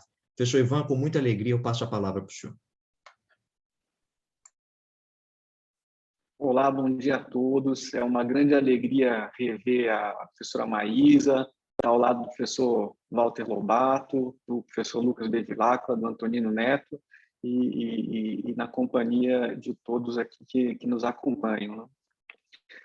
O que sempre me chamou muita atenção, pensando em precedentes administrativos, né, pensando especificamente no CARF, é que o contribuinte qualificado, né, aquele contribuinte de porte, né, aquele agente econômico, né, no Brasil, ele tem a legislação como um ponto de partida, né? A legislação em si mesma não significa muita coisa, porque o que é preciso analisar? Primeiro, se a própria administração já expediu algum tipo de interpretação oficial sobre determinada situação concreta. Então, se olham as consultas fiscais. E aí você tem um grau de previsibilidade, né? Não vou ter encrenca com a fiscalização. Mas é interessante que para o contribuinte brasileiro é muito natural verificar se o CARF decide de um jeito diferente. Porque o contribuinte brasileiro ele confia no CARF. Então, se existe um entendimento administrativo, né, dando amparo com um determinado tipo de conduta, né, com um determinado tipo de interpretação, o contribuinte ele tem aquilo como algo seguro. Então, é alguma coisa de reconhecer, né, ao longo da história, o reconhecimento, né, que o administrado tem em relação à atuação do Tribunal Administrativo, né? Existe uma capacidade crítica, né? Se respeita o poder de censura por critérios técnicos, né? E se tem uma certa confiança no precedente administrativo, né? Que tem que ser cada vez mais respeitada e aprimorada, né? Mesmo há muitos anos atrás, né? O que a gente assistia lá no Conselho, eu lembro quando eu comecei no Conselho de Contribuintes, né? Que era muito comum que a gente tivesse presente na sala de sessão algum representante ou das delegacias regionais, né, de julgamento, ou até mesmo dos órgãos centrais, da COSIT. Porque, diante de uma decisão razoável, o que se fazia? Se mudava o normativo, né? Muda a instrução normativa, né? Ora, o que a gente assiste há muito tempo, né, e alguma coisa que parece natural, é essa certa inércia da administração em assimilar as decisões, sejam judiciais, sejam administrativas, né? Não existe esse comprometimento de assimilação rápida, né? E somado isso assim à combatividade também da Procuradoria, né, o que a gente tem também é uma resistência do próprio Tribunal Administrativo também a assimilar as decisões judiciais. Então, nesse contexto, o professor Walter colocou muito bem, né? E acho que isso se aplica especialmente no âmbito judicial, né? Mas também se aplica igualmente para o âmbito administrativo. É a qualidade do sistema de precedentes, né? O professor Walter falava da ampliação dos atores e dos argumentos na formação dos precedentes, ou seja, preparar bem a formação do precedente. O segundo, que o Dr. Walter destacou, né? As razões de decidir bem definidas, né? A moldura. E o terceiro ponto, a aplicação do precedente. Esse precedente tem que servir para alguma coisa, né? Ele tem que ter algum tipo de aplicação, né? Então, é verdade, o Conselho Administrativo de Recursos Fiscais e todos os tribunais administrativos, eles devem observar também essas preocupações. Até porque eles têm que ser considerados, né, inseridos nesse sistema de solução das controvérsias.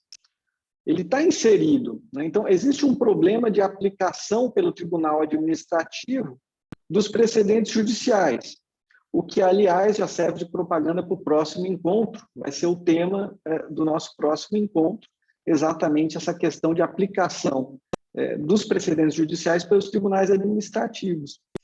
Mas a professora Maísa destacou bem que tem desafios assim no âmbito próprio, né, do Conselho, né, do CARF, falando especificamente, né, que passa talvez por questionar justamente uma realidade que talvez já venha dada, né?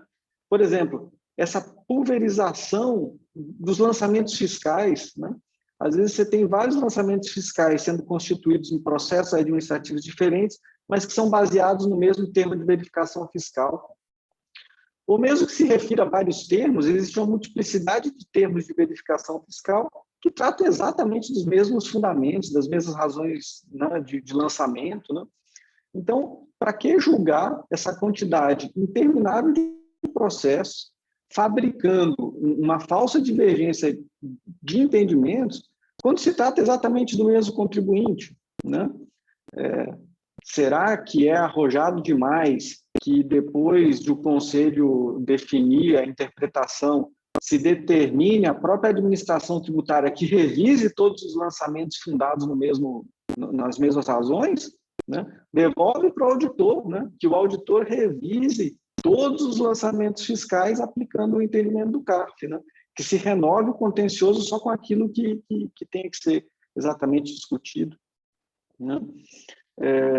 Será que não deve ser melhor pensado, por exemplo, as pautas temáticas, né?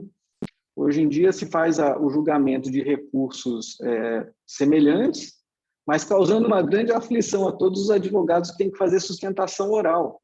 É uma coisa bastante aflitiva para o advogado quando o CARF faz uma pauta de recursos idênticos, né? Será que não tem que ser melhor explorado, né, e julgar vários aspectos em relação ao mesmo tema, né? Talvez uma pauta só de IPI, ou uma pauta específica para determinado aspecto, né, para se tentar abordar todas as variações, né? E vem essa questão que também vai ser tema do nosso próximo encontro, que é isso, como exigir que os tribunais assimilem, né, os julgamentos dos tribunais judiciais, né? Como trazer para si, né, a assimilação dos temas em repetitivo, dos temas de repercussão geral, né? Isso que a Maísa comentava sobre a função da súmula, né? Será que precisa da súmula?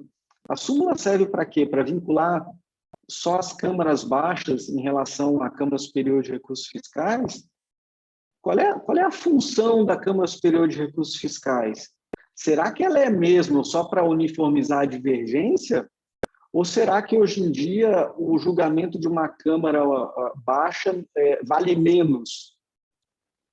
Será que o julgamento de todas as câmaras não vale a mesma coisa?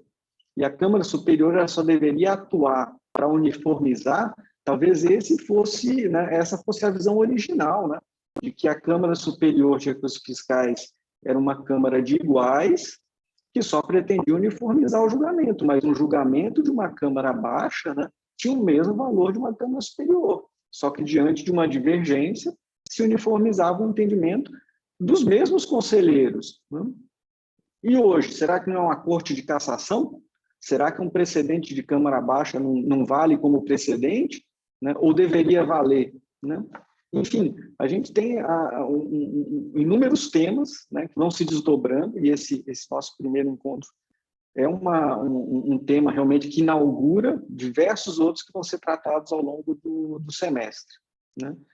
Bom, são esses os meus comentários aí para suscitar o debate, deixando o professor Walter à vontade aí para abordar o que parecer mais interessante a ele. Excelente, professor Ivan. Obrigado pelas considerações. Eu também queria fazer uma pequenina consideração que eu queria ouvir o professor Walter a respeito.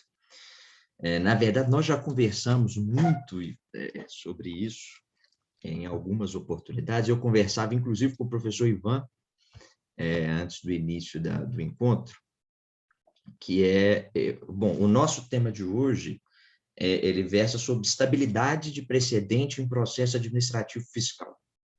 E eu queria saber a opinião do professor Walter, já que ele falou tanto da estabilidade, de como é que eu posso garantir uma estabilidade de um precedente em âmbito administrativo quando o ordenamento outorga competência para determinados órgãos, como é a PGFN ou a Receita Federal, de editar atos normativos que, a pretexto de interpretar o precedente,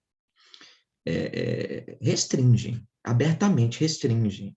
Né? Eu fico com um exemplo, porque esse eu debati várias e várias vezes com o professor Walter, que é, por exemplo, o julgamento do Conselho de Insumos, em matéria de PIS/COFINS, em que, vejam bem,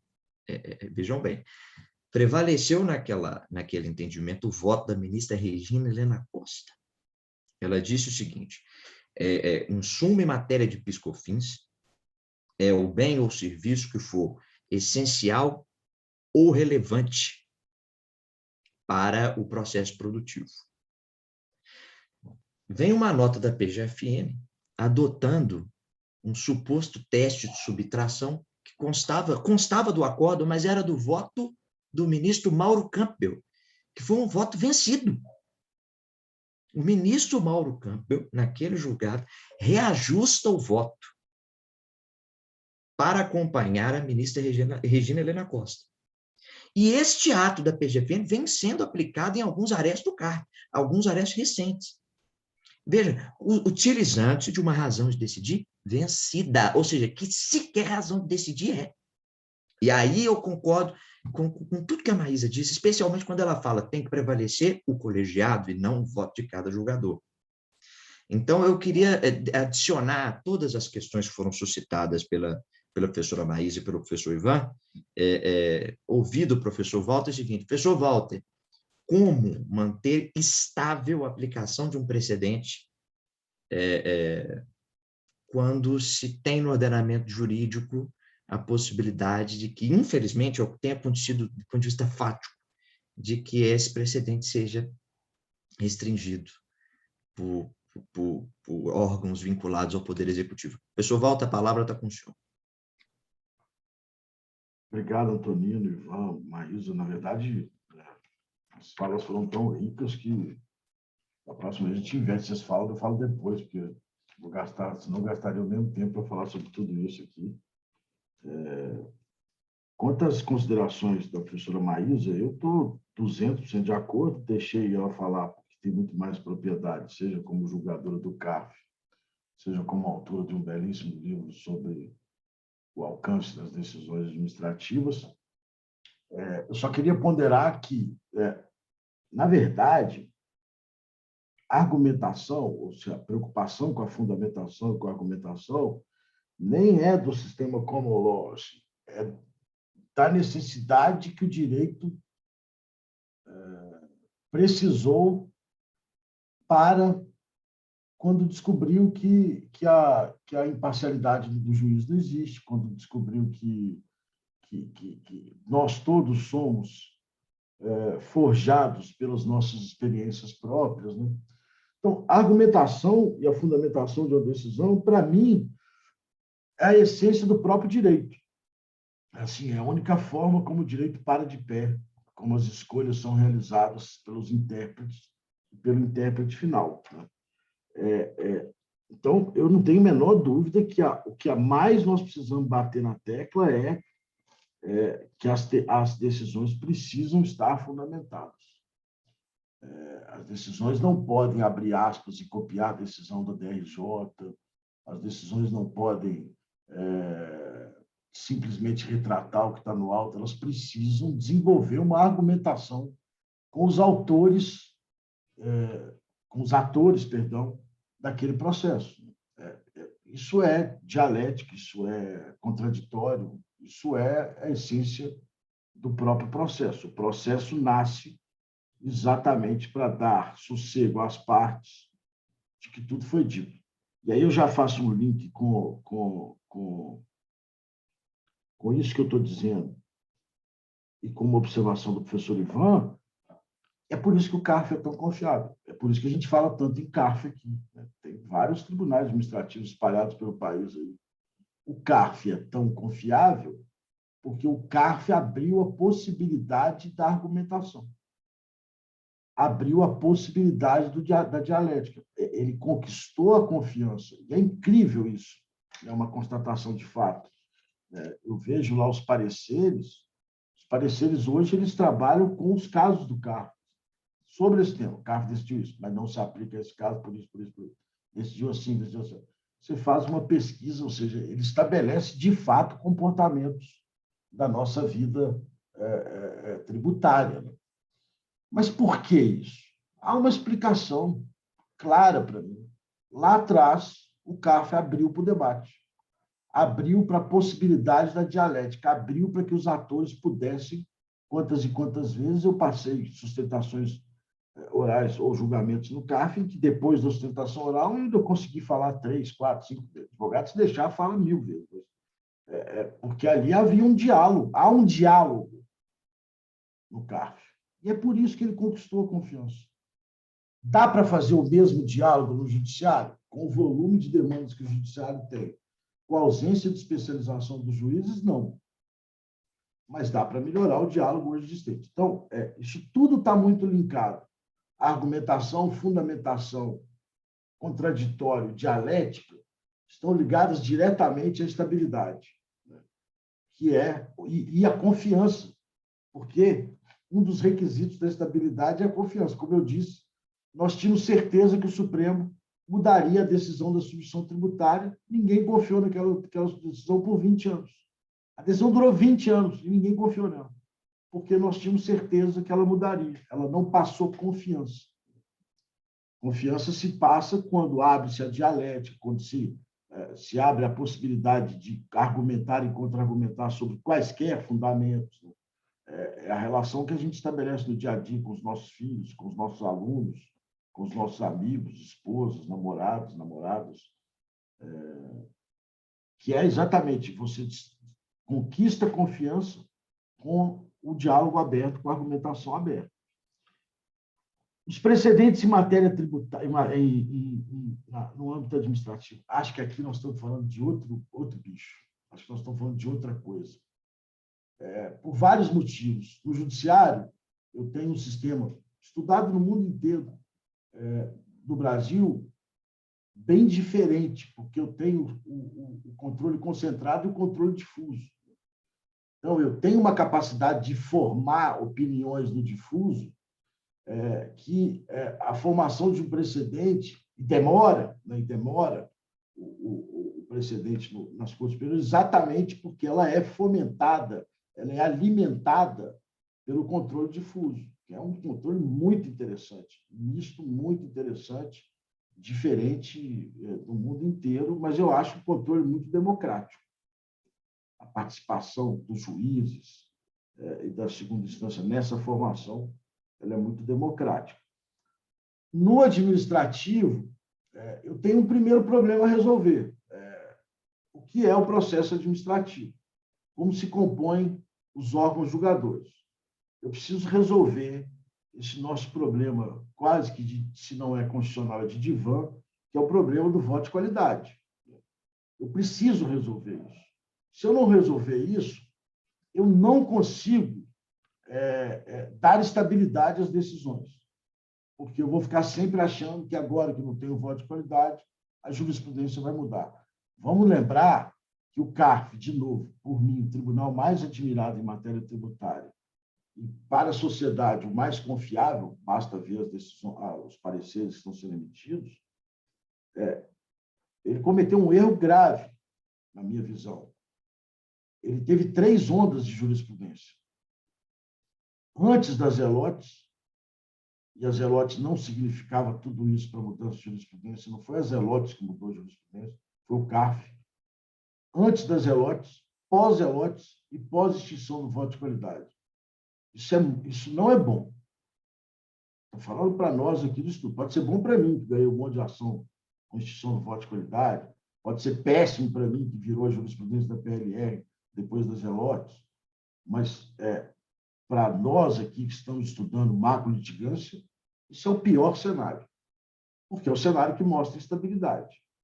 Mais do que isso, há uma mudança no CARF grave, que é essa ausência de comunicação entre as câmaras baixas e a Câmara Superior. Essa interrupção daquela comunicação que existia antes pela sua composição levou a um isolamento, como se nós tivéssemos dois CARFs, o da Câmara Baixa e o da Câmara Superior. Aí eu já não aceito, aí eu já não consigo mais aceitar o precedente administrativo mais. Porque quando eu tenho dois, eu já não tenho mais a formação do precedente. Eu interrompo essa gestação da Câmara Baixa e crio uma nova realidade. Então, o precedente não é do CARF, o precedente é da Câmara Superior. E aí, sendo da Câmara Superior, nós vamos ter que tomar alguns cuidados. Eu vi lá votações de advogados comemorando que conseguiram que aquela matéria não fosse para a súmula. Ou seja, que o debate permanece. Né? A vitória foi não ter a súmula. Aí nós vamos ter... Então, eu acho que os precedentes administrativos são necessários. De novo, como eu disse no começo da minha intervenção, tão necessários ou até mais do que o judicial, porque a decisão favorável extingue o crédito tributário, né, definitivamente. Então, pode-se criar ali uma anti-isonomia tão grave quanto. Mas nós vamos precisar trabalhar um pouco mais. O que é esse processo administrativo, como que essa súmula se forma, como que se dá o espaço de formação das opiniões, quando se há o efetivo consenso para uma súmula ser redigida. Isso é importante e grave, né? Porque a Câmara Superior ela tem uma função nobilíssima, que é a função da estabilidade. Ela que tem essa função, ela é criada para isso, né? Para não deixar que decisões distintas sejam proferidas. Quando ela se isola, ela vira outro tribunal. Então, isso é muito perigoso. E, por fim, respondendo ao querido Antonino, eu adorei aquela frase da Maísa, vou passar a adotar como se minha fosse, que nós temos que preocupar com o órgão e não com o julgador. Claro, é simplesmente isso. E aí, essa questão, Antonino, que você coloca, é um risco do Estado de Direito. Ou seja, o judiciário está aí exatamente para ser desafiado toda vez que o precedente não for cumprido, por uma parte ou por outra. Faz parte ainda dessa nossa pressão pela arrecadação e pressão pela economia de tributos, essas partes divergindo o tempo todo. Então, de certa maneira, isso que você está dizendo me parece algo natural, quando um precedente é mal formado, quando um precedente não é claro, ou quando a administração não quer seguir, como às vezes ela não quer seguir o princípio da legalidade, como às vezes ela não quer seguir o princípio da anterioridade, como às vezes ela não quer seguir a coisa julgada. Para terminar o que eu estou falando, a coisa é julgada. Há um parecer da PGFN dizendo assim, vejam, o que nós vamos discutir no Supremo agora, para mim, é muito mais grave que CMS na base de cálculo PIS/COFINS. Nós vamos discutir um valor constitucional. Né? E o que está se dizendo ali é quando é que eu projeto a coisa? Até quando eu recebo a norma judicial como ordem? Até quando eu achar que eu devo receber? Porque eu vou interpretar se essa ordem judicial continua valendo ou não. É a autotutela mais do que absoluta.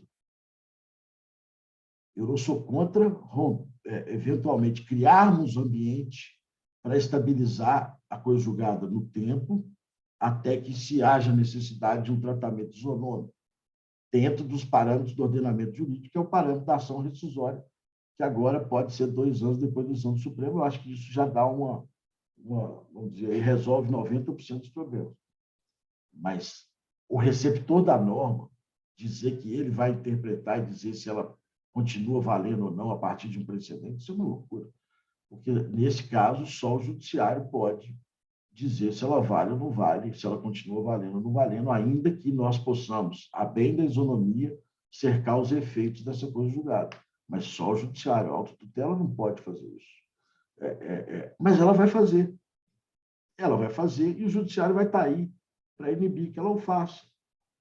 Isso faz parte do processo democrático. Nós não temos como, a partir de um precedente, impedir um fiscal. Hoje em dia, isso pouco existe no federal, que tem um plano de trabalho muito mais amplo, mas antigamente nós tínhamos isso. O fiscal ia até a empresa e ele lá tinha uma tese e ele autuava a empresa com base na tese dele. E aí, até mudar isso no CARF, ou nos tribunais administrativos, custava acontecer. Isso não acontece no estadual e muito no municipal. Mas faz parte para mim, do Estado democrático. É claro que o ideal é nós tentarmos atingir, né, o estado ideal das coisas de administração pública cada vez mais respeitar o precedente, respeitar o Poder Judiciário, mas se ela não fizer, volta nele. O que não pode, aí, por exemplo, eu concordo 100% com você, inclusive nessa questão do insumo, porque virou uma coisa meio louca. Assim. O STJ diz que o insumo deve ser tomado como insumo aquilo que é obrigação legal. Mas eu posso fazer a subtração até nesse caso, mas eu consigo subtrair, mas eu vou estar desrespeitando a lei. E eu só tive direito ao insumo porque era uma obrigação legal. Não faz sentido nenhum. Mas, enfim, sem entrar nisso. Agora, o que é mais importante? É que o parecer da Procuradoria seja fundamentado. É que haja argumentação. Porque aí eu vou ter condições de, comparando o parecer da Procuradoria num diálogo democrático e dialético com o precedente para dizer: Procuradoria, você passou dos seus limites, estou indo ao judiciário inibir esse seu comportamento. Entende? Por que é tão necessário o processo dialético, a argumentação?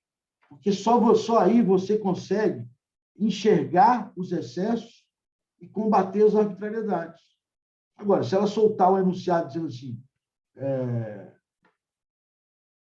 para a conceituação de insumo, a Procuradoria entende que cabe a teoria da subtração. Por que ela entende isso? De onde ela tirou isso? Aí eu não vou ter diálogo. Aí vai ser o excesso, o abuso, que é o que a gente mais tem que inibir.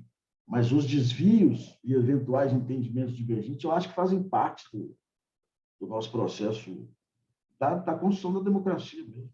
Eu não posso proibir, por exemplo, a Procuradoria de analisar um determinado julgado, que aí eu estaria fazendo a ditadura do judiciário, que também é um perigo.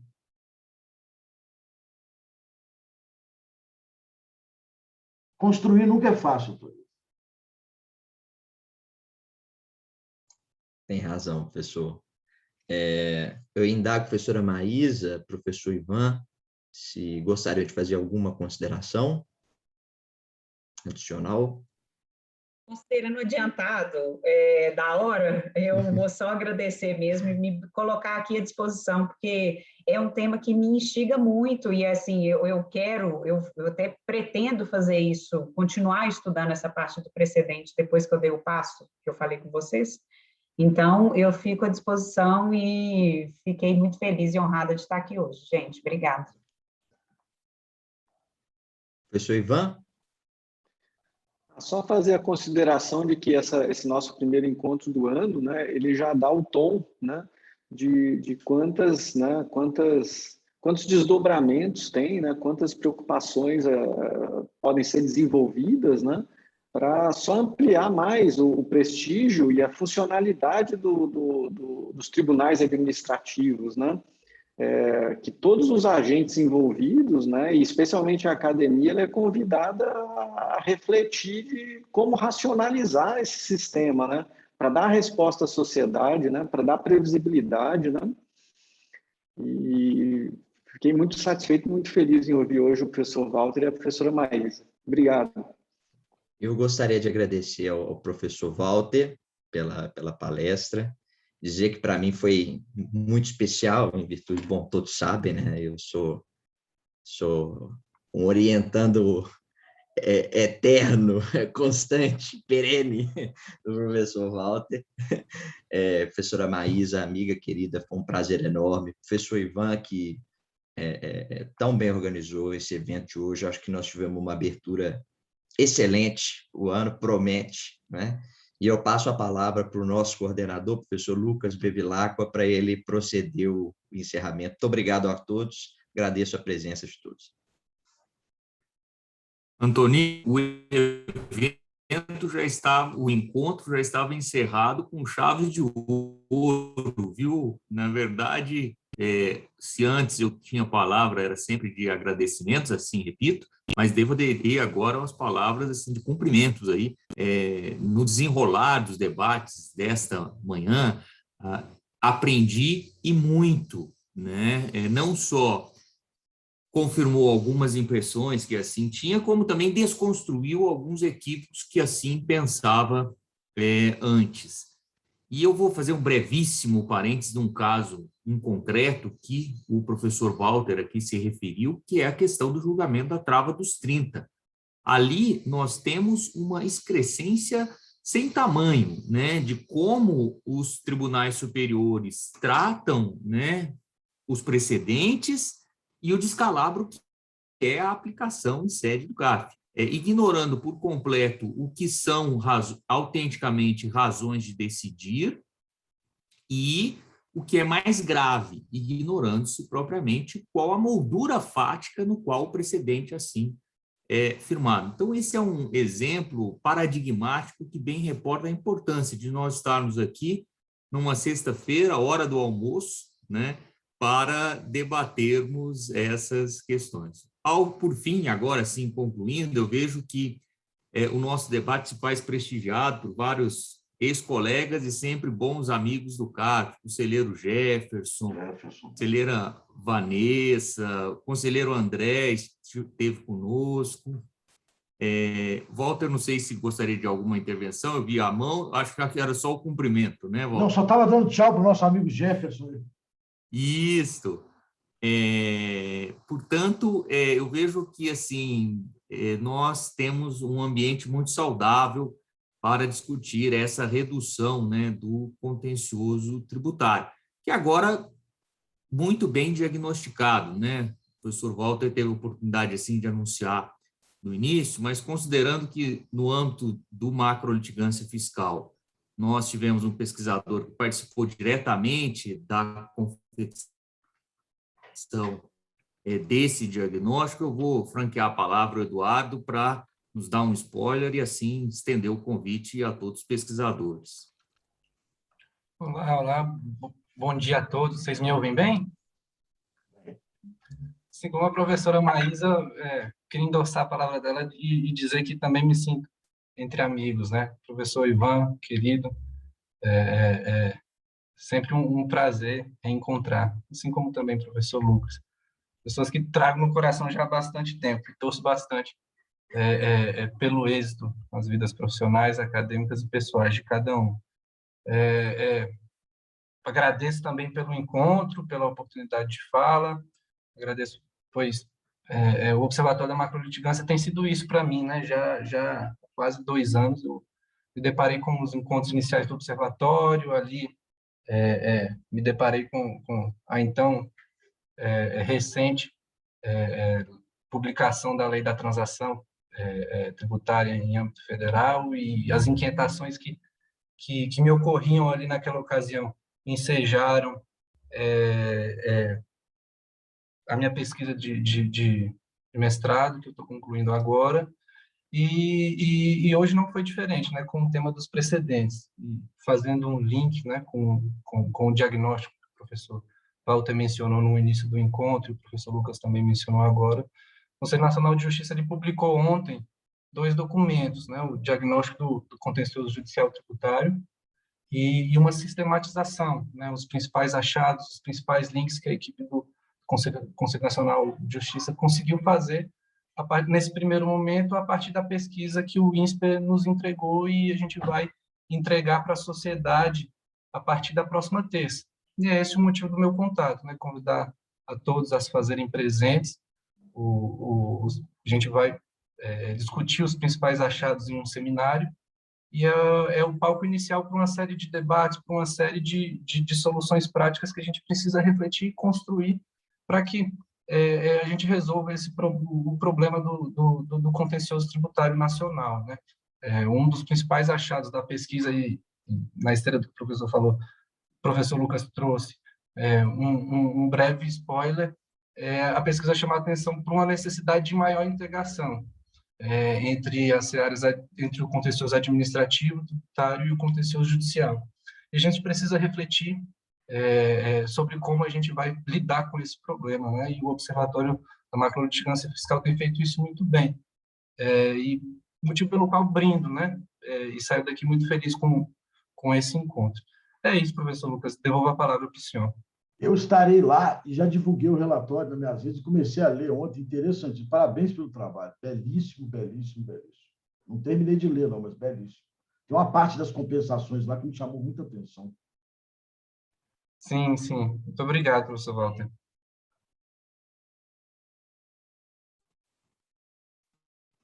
Muito bom. Portanto, pessoal, 10 para 1, creio que o almoço já está na mesa, né? Assim nós nos despedimos. O professor Ivan já anunciou, né, Ivan? 11/3, o nosso próximo encontro, quando debateremos a aplicação dos precedentes tribunais superiores no âmbito do PAF. Obrigado, pessoal. Até logo. Uma boa sexta. Amigo Walter, forte abraço. Um abração, gente. Muito obrigado. Foi uma honra. Maísa, Eduardo, Jorge, Jefferson. Um abração. Boa tarde a todos. Parabéns pelo evento.